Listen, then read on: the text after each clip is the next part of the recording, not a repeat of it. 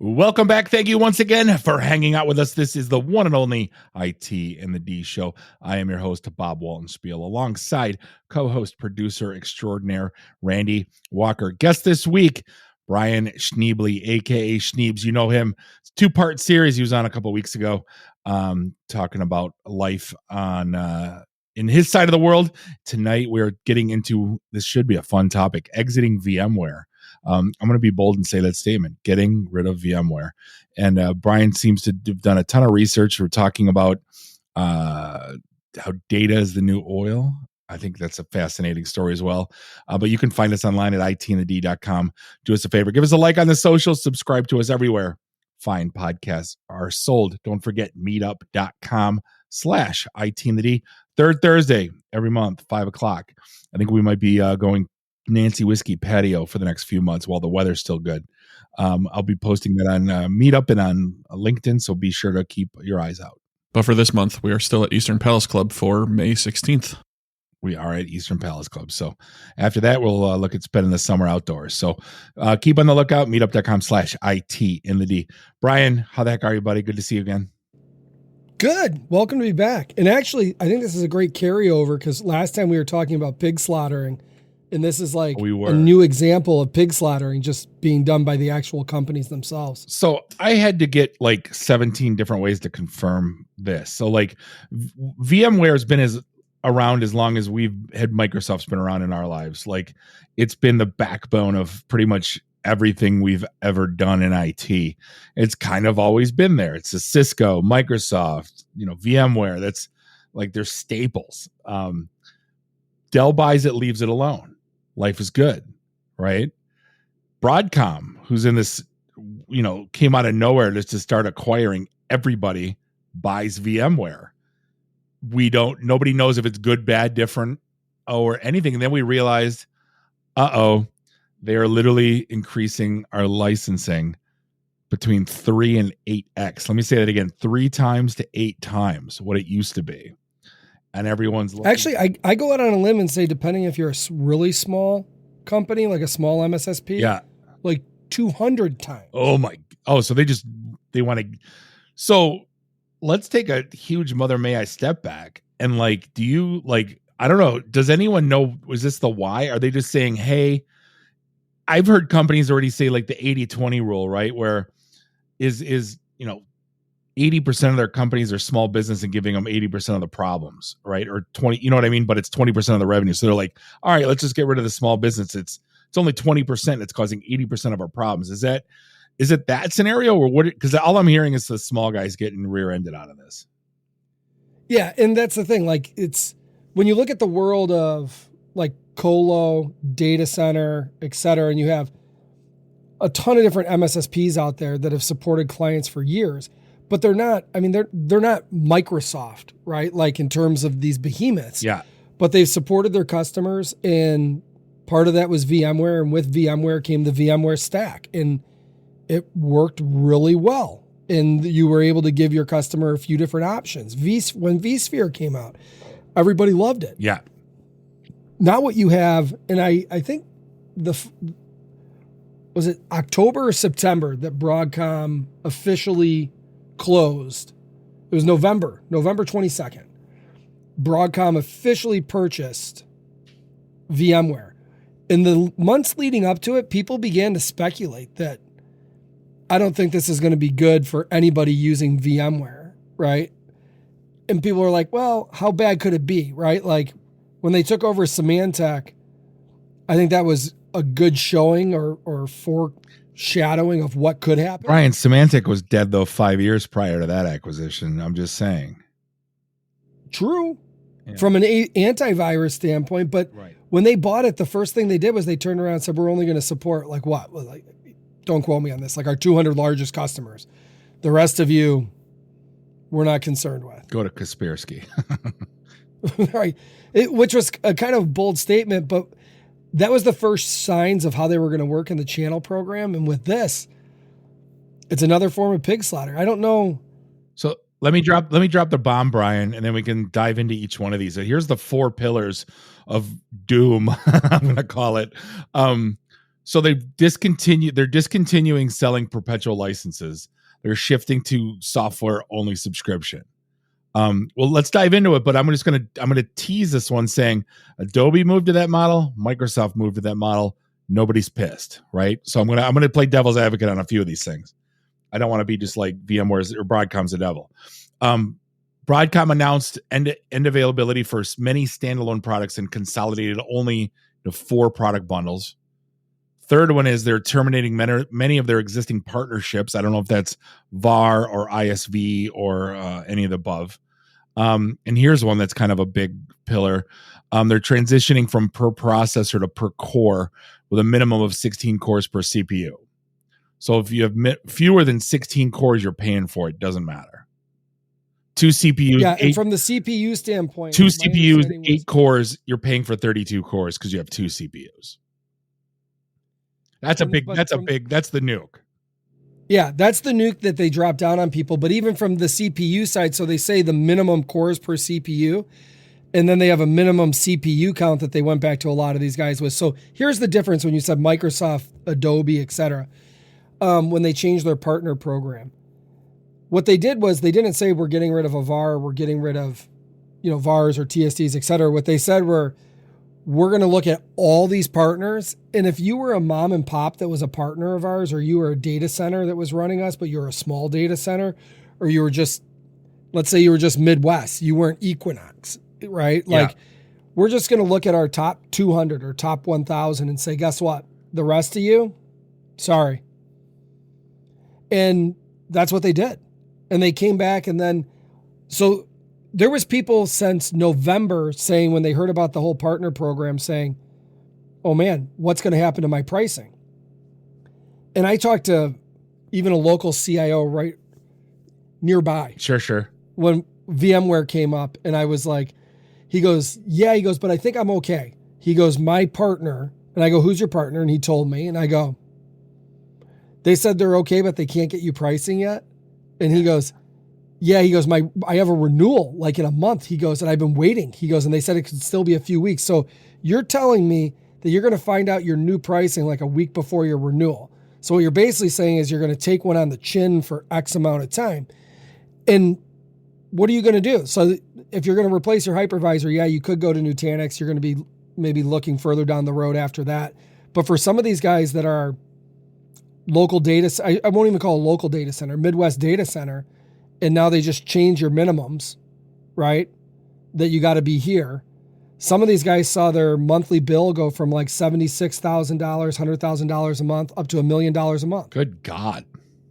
So if you're a small business, you can't take that on the chin. No. Right? No. So internally you're looking, you can't go back to your customers and say, hey guys, hate to tell you this, but your price is going up 100x or 20x. And I'm looking right now at just numbers to migrate. If you want, let's say, we'll get into the options in a minute, but they're averaging 6 to 18 months average time needed to exit and to move into the cloud. That's just for the cloud. I mean, granted, it might be different if you move to. So let's get into what the hell's your options to move. So I just said the cloud. That's one. Nutanix, that's 2. And there's different flavors of Nutanix, right? So I know that we got a local guy, Verge. There's a few other ones, that type of player. I guess so Nutanix isn't necessarily getting you 100% away from VMware. It's like, okay, we're going to change our hypervisor, but what part of VMware am I still attached to? So right? Explain this to me. I understand Nutanix as a hybrid IT software platform that lets you drop workloads into any environment, whether it be cloud, on-prem, off-prem. In between. I know it's deeper than that, but just as a dumb sales guy, that's my understanding of it. Yeah. I mean, and I'm not going to go too into the weeds on all those, right? Yeah. So like, because you mentioned Verge as well. Verge would be, do I want to change my hypervisor, but then also change how I do network, compute, and storage, right? So now you do have a true path to say, because I look at what are my VMware alternatives? Well, the alternative Hyper-V is to find somebody else that is one of the 200 or 1,000 partners that I can go get it, because we got people knocking on our door all day long at GTS like, hey, we can help with VMware. We got an alternative, right? And when I hear the word alternative, I'm thinking, okay, what's this new product? And they're like, They're like, we are the alternative because we got this new special price from VMware, blah, blah, blah. And I'm like, oh, so you're the golden boy, and then you're a golden boy. Yeah. Oh, you're a platinum boy. So everyone that was now thinks they're someone and was able to negotiate a VMware contract is running around trying to steal everybody else who just got. So when I was saying that data, the new oil, this is like very similar to that, like Standard Oil, when they created their trust and their rebates that they were working out with the railroad industry and then building their own pipelines. Broadcom looked at this and said, what does the future look like, right? If the future is this AI and all these large language models and these massive compute, right? You need massive amounts of compute. It's like, VMware's got a great product. All we got to do is take over them, get rid of all the partners, increase our pricing, and compute's coming with it. Like, look what the future looks like. We're just going to charge everybody to death. Premiums, like Standard Oil monopoly on not the oil, on the refining business, right? And then the transportation business on the railroad and everything else. That's basically what VMware's done here. And it's like, okay, go somewhere else. Are you going to be happy on Nutanix with the hypervisor? You're still going to be dependent on these other 3 or 4 things that just came along for the ride with VMware. Wow. I want to get in the oil thing a minute, but like I think we're still tackling on like options. Like Google Cloud has a product too. I'm not pitching anything here, but they have a VMware engine and sitting in their cloud, and I know nothing about it. 0.0. So in the 2 minutes I looked over and I was like, this is why I brought up the whole data is the new oil and the Standard Oil Rockefeller Trust. This is one of those where it's like, if I'm VMware, I can make Google one of my partners and start pointing people in their direction, migrating people to the cloud. Google's going to promise to throw them all on VMware. It's the whole rebate thing done all over again. Like, this is why they broke up Standard Oil. At the end of the day, it wasn't the oil. It was controlling the refining of it. Everybody creates data all day long. It's not hard to go find data. People are pumping it out. Yeah. It's the idea of now who's in control of refining it. Where do you store your barrels? Who's shipping your barrels? That's literally taken over like the old Standard Oil monopoly trust. Brian, I was when I found out about Google Cloud, they said Broadcom is helping their customers move into there, and I go, what? Why? Like, to me, it would be like, I guess because they still get the light, they still get to transport. You just summed it up perfectly. Like, they still get to truck it, transport it, store it, bring it. Yeah. Well, I mean, they probably went to Google because Google's motto was "Don't be evil." Not anymore. We hope it's somewhere buried in the T's and C's. But I think, didn't they drop it like 4 or 5 years ago? I don't. Randy, you might know. I think it was longer than that. It's been a while now. Yeah. Yeah. So again, when I look at the VMware situation, and this is why, so as alternatives, when we were saying what's an alternative? Yeah. Well, an alternative isn't just changing who your partner is just so you can go get your license. That's like, yes, it's an alternative to your current partner. It's not an alternative to VMware. You're just changing who you're buying from, right? And your rate's still changing and going up some. That's a pretty big. So, could you imagine? I'm just thinking out loud. Like, Microsoft didn't do that. Like, they just said we're going to a subscription model, and it was actually beneficial. Like, I didn't hear anybody belly aching when Adobe did it either. Belly aching are the partners, because they're like, now there's so many partners selling Microsoft. The margins are slim, right? Like, if you want to go get Microsoft licensing, there's no one's hiding it. Right? Yeah. And everyone's pretty transparent about it. If you want to go get VMware, it's like, well, guys, the state of Michigan no longer carries it. If you want to, actually, it's more like, take that back. It's more like Wisconsin.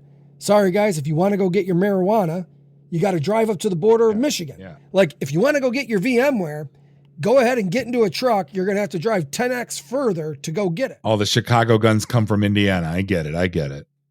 Yeah. Make it illegal. Yeah. But and to pivot there, when you said alternative, there are, though, and I think there's literally maybe just 2 full-blown alternatives to say, here's alternatives to go purchase it. Here's alternatives to get off of it.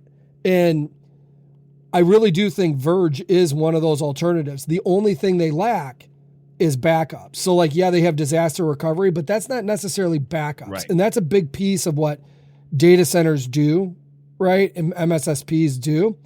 But at the end of the day, if you change the philosophy on how you do network compute and storage, moving to something like a Verge makes a lot of sense from the idea of like, can I go from 2 to 200 cores, 2 to 2,000? Yeah, you can scale back and forth quite easily. I just think it's one of those things that when I say immature, the audience is immature to it because everyone's been doing it one way, literally one way for so long. So now like the cloud, I don't want to say it doesn't scare me because I've been selling, I've been in the clouds for 5 years, whatever. I'm just worried about the bill, right? Because I'm a, self-professed hybrid IT purist, right? Put the workload where it makes the most sense. If it's here or if it's in colo or if it's in the cloud, just depending on the math, this is a math problem. This should be no more or less than a math problem, right? But I think if companies are looking at how they do dev, right? Like, yeah, you can do your pre-production in the cloud. A lot of companies are looking at it from a hybrid standpoint. Sure. And then I run my production on-prem. Find one person in your camp that's young, that isn't 100% 20 years on VMware, so that's all they know, and take that one person and say, hey, go find me a different way to do this. You know what? Buck the system. We're going to do it different. But here's the why though. Like we're going to put put prod local and we're going to put why. Like I want to know why. I need to know the math. Like what's getting hammered? How long is this thing going to be running for? All the standard cloud questions, right? Is this thing, do we need elasticity? Does this thing going to get hammered? Is this thing on 24/7? Is it on 1 hour a day? Right? All your basic, is this cloud ready or is it not? Questions need to again, and especially with something like VMware, like what are you putting through those servers that, what's getting hammered and what's not?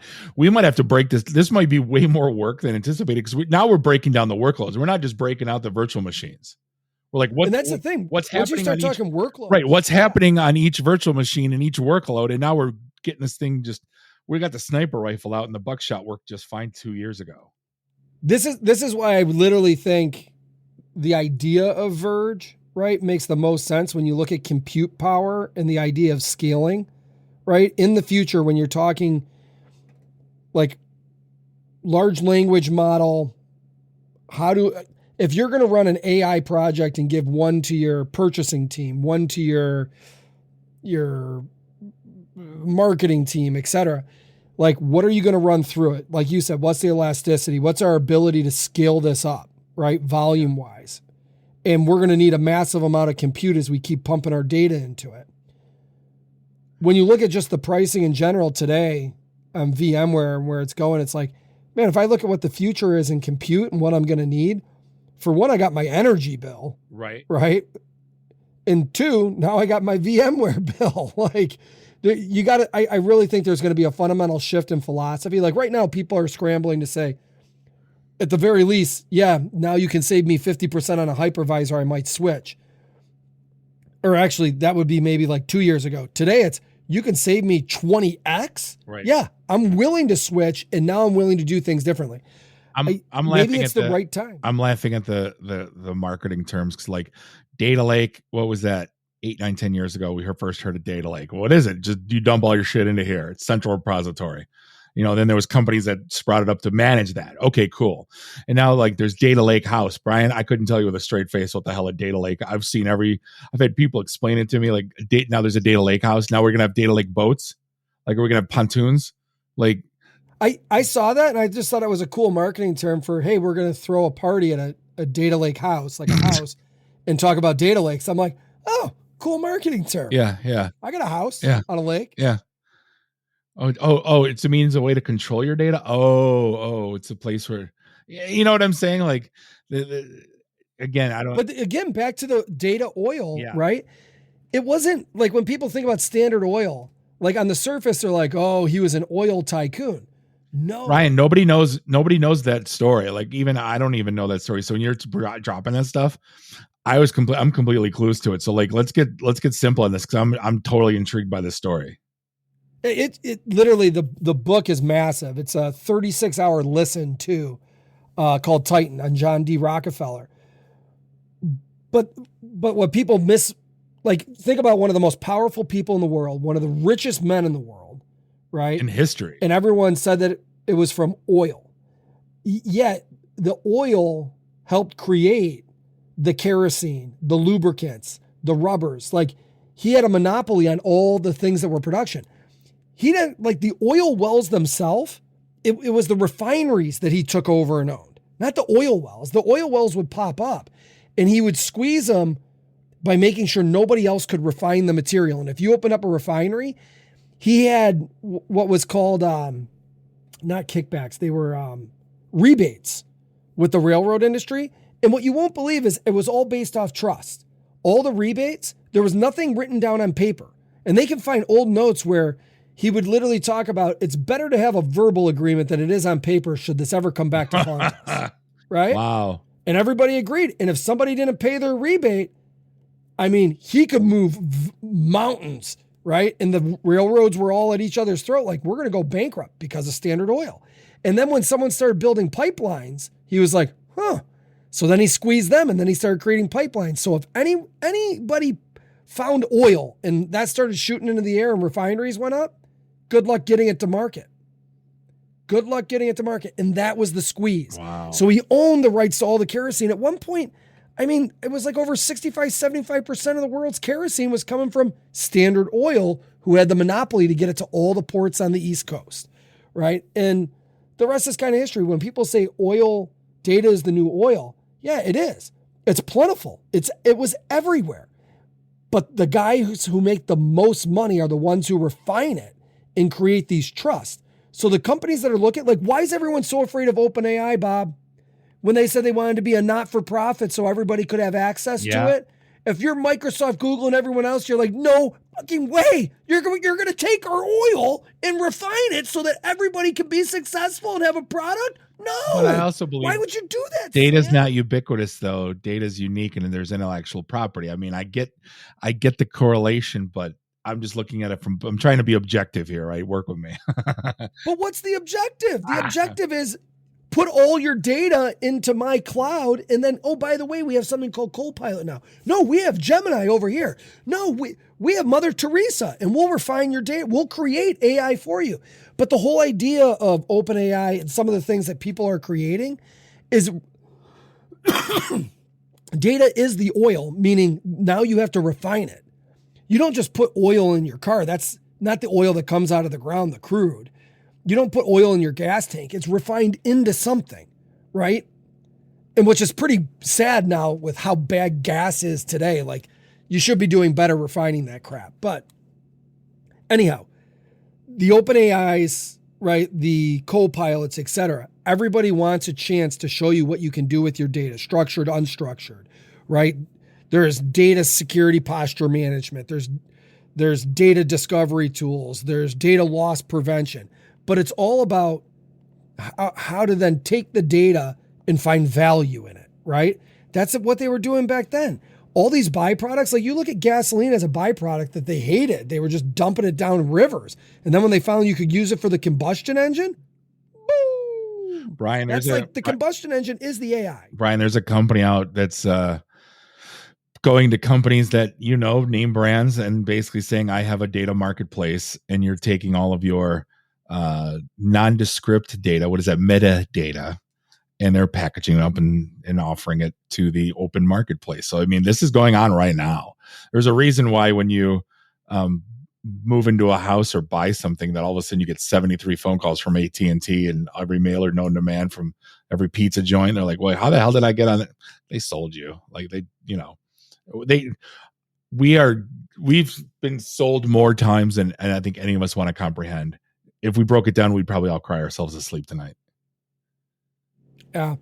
And again, with the AI revolution, this is where I see compute power. Like, if you're Broadcom, you're like, man, now AI is coming and everyone needs compute and here we go. Yeah. Did you see there's an I'm I'm totally squirreling, but it's still stupid. There's an app that you can it's free for like 4 or 5 celebrities. I think like Trump, Biden, like I don't know who else, but then it opens up to like 70 celebrities and you could type a message and send it and you basically package it up in email and it sounds just like them. You don't See, I love when you say like Trump, Biden, like who comes next? The Golden Girls? Right? those are the ones that were free, right? God, and it's gonna drive me nuts. Randy's probably have to edit this out because I have to look it up now. But no, I mean I've never heard of that, but wait till they do it to you. That's it reminds me of the app where you can go ahead and get like one of the famous actors to sing happy birthday for your buddy, right? Yeah. Like some are $100, right? For like Captain Bluey or whoever. And then somebody else like Tom Cruise might be like $500, right? To say happy birthday and put a few punchlines. And I'll be honest, like some of those are not Tom Cruise. It's someone who looks really much like Tom Cruise. There was it's getting right now you could still tell there's error like in the mouth movement. It's not perfect, but the voice is uncanny, which is there's a little bit of a hesitation, but you're like, what? Like this is this real? Is this not? And again, like Brian, how many years have you been podcasting? I've been podcasting for 10. They can pretty much get me to say anything you want. Granted, nobody really cares.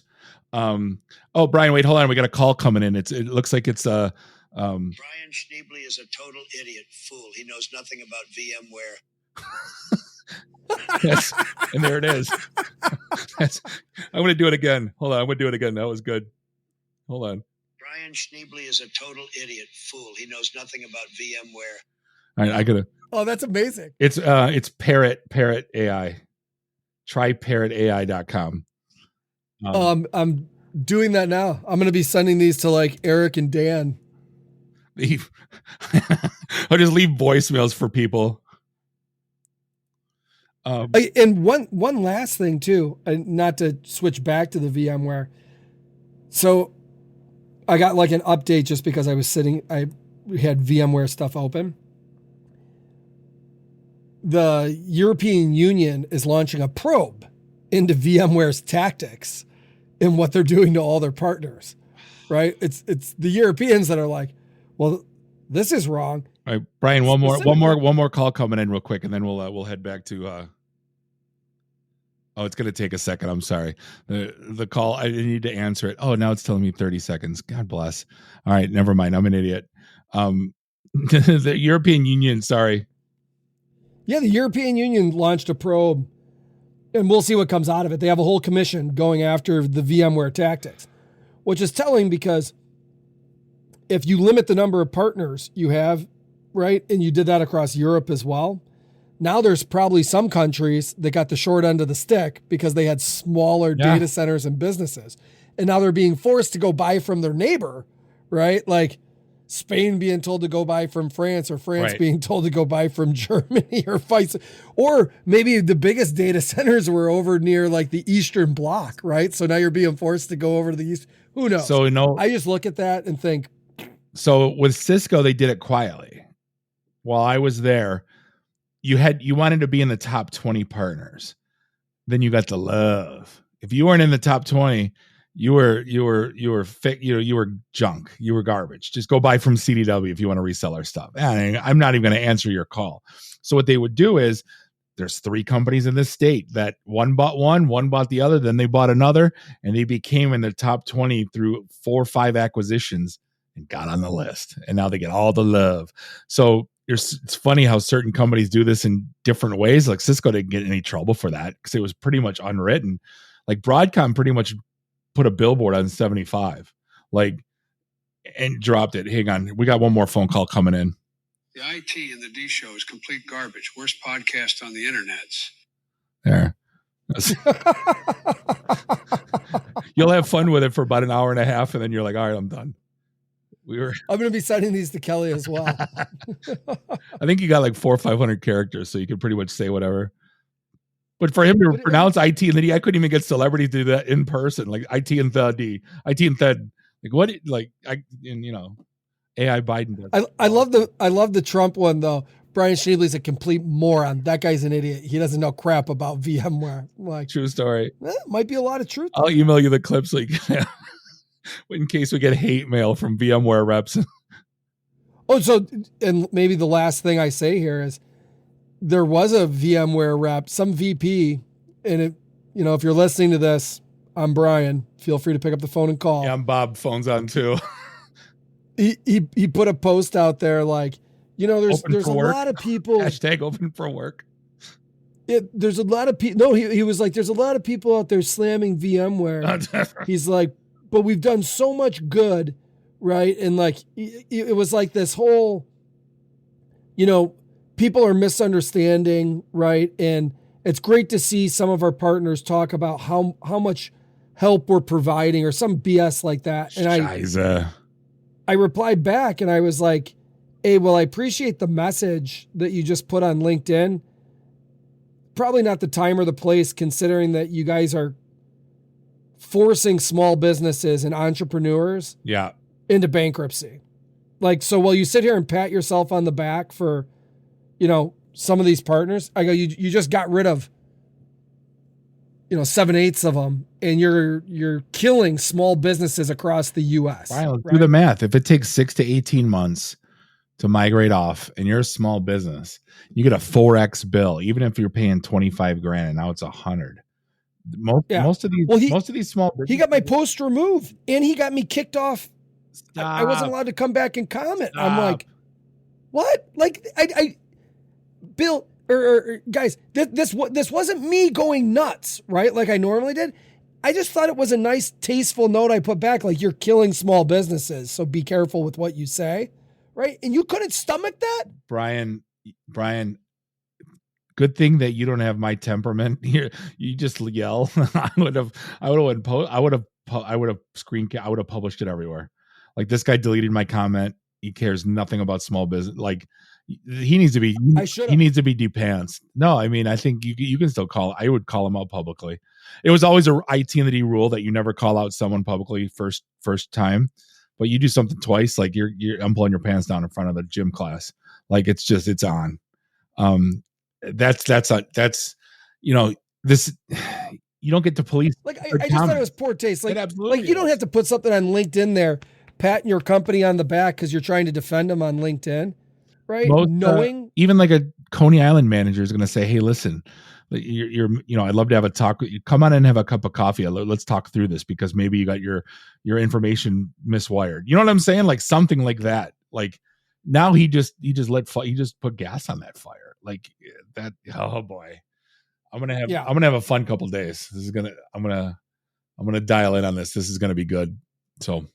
And I could probably go back and find the post because I knew I took a picture of it and sent it to like 2 people. Was it in a group? And then 2 minutes later, they replied back. They're like, "Hey, Brian, I can't find it." Because I was like, "Hey, guys, make sure to go like this, right? To get a little traction." Yeah. Was it in a group?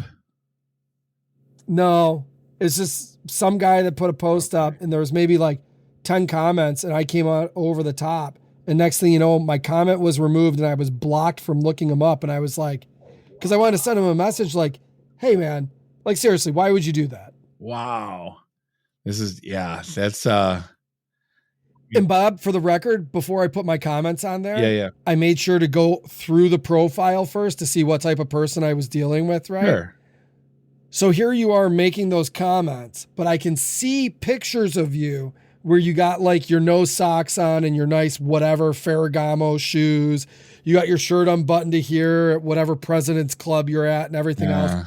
Don't post that shit on LinkedIn. It's not meant for it, okay? So then to go say all the good you guys are doing, you don't care about the little man. You never did. And you're the guy doing it. So like when I put that, I could have called out all those things. Did not. Simple fact that you're hurting small business. Brian, the little guys don't give him the doors in his car that go like this. They don't open regular. They go like this. Little Silicon Valley here. These are not the doors of a billionaire, Richard.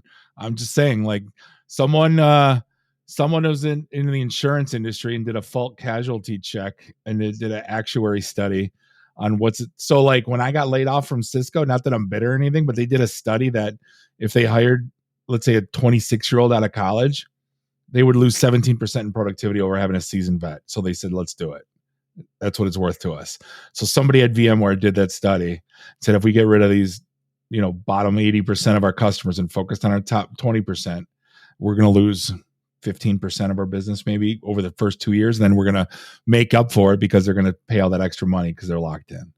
That's what it smells like to me. If I'm wrong, call me an idiot, but that's layman guy looking mile high view. That's what it looks like to me. Yeah. And you cut out a lot of the fat in terms of support costs, internal cost of doing business, field having sales, to support all these partners and so forth. But at the end of the day, you're not actually helping small businesses. Like the whole idea of how to support small business and community. Anyhow, I think next time we get on, I was just listening to, it was like a TED talk, but it was about like how we're killing our youth and from an education standpoint. And part of this goes into the idea of when we're talking about business, small business, but large business, and talking about large universities and endowments, right? And he goes, listen, if you increased your endowment size by 450%, and he's specifically talking about Harvard, but you only increased your enrollment by a few percent, then I'm sorry, you got to lose your tax-free exempt status because you're now a hedge fund for the rich. What's their endowment these days? It's over. Is it 100 billion or yet? Is it close? I bet you that's close. A great question. The fact that you're charging, I know somebody that he just sent his kid there and to play baseball, and they charge tuition.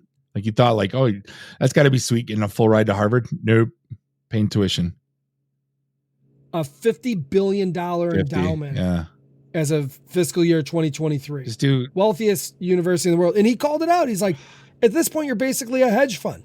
So what is that? 6%, $3 billion a year, just in interest coming in. Just at 6%. If that's sitting in something safe. God. So now, if you're VMware and you did the math, you're like, at the end of the day, if we can cut all this cost of managing X number of partners, we increase our rate by X, knowing that nobody can really leave us right away. And if you're in contract, here's how long it would take you, right? You could put that together probably in 4 or 5 months and say, yeah, we could turn this, and then turn around like, yeah, we don't need Carbon Black anymore because we own Symantec. Right. They're dead and you're dead. We don't need 2 dead horses. Sure. We'll take care of the 1 dead horse we already. They were hot for a minute. God, it's crazy how many of these are like just got acquired and killed. Brian, I'm not gonna lie, man. At the end of the day, this breaks at my absolute heart. This is like the Mount Rush. VMware's Mount Rushmore of like our technical livelihoods, our livelihoods, our lives, our like it's been there every step of the way, like with us. This is Mr. Rogers, man. This is Mr. Rogers grew some horns. Like that's what it feels like to me, man. And I hope. And I never even really paid attention or looked anything up on VMware because it was like you never really had to worry. No, ever, nothing, not ever. But like this is, I think the original founders that sold it to Dell are probably rolling in their graves now. They're not dead, but you know what I'm saying. They're like, oh my God, what did we do? We just this amazing thing that we built. Like Dell at least kept it alive, but I understand Dell getting rid of it because why wouldn't they get cash? But yeah, breaks my heart. Brian, I can't thank you enough for your time, man. I hope somebody calls me wrong. Like I said, there's a lot of speculation going on here, but the parallels between the Standard Oil thing are kind of crazy. Awesome story though. Appreciate your time, Brian. We're going to wrap things up for episode 483. How do we get there?